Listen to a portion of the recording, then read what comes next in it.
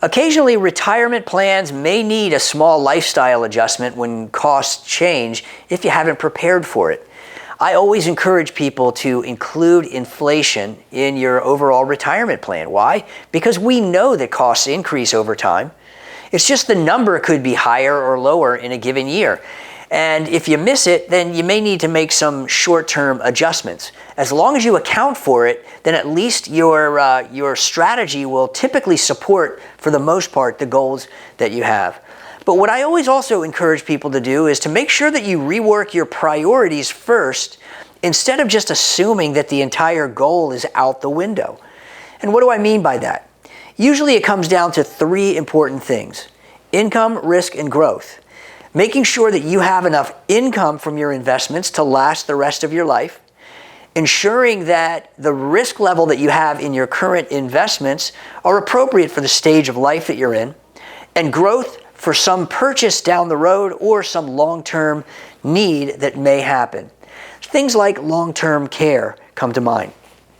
And then once you've done that, you've identified those priorities, which one is first, which is second, and which is third, then you need to look at your investment strategies.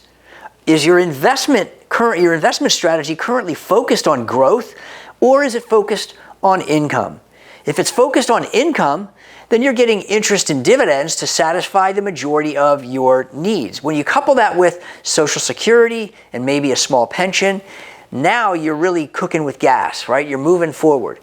If you've got additional things that are going on in your life, you have to understand that some of these goals may change due to timing or the frequency or overall travel style before cutting into your entire budget or cutting it down completely.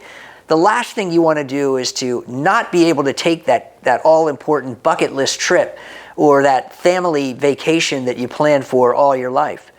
That's why I say that a good plan adjusts lifestyle spending without creating resentment, but making sure that you're accounting for inflation, that your priorities are in place, and that you've got the right investment strategy to support your goals.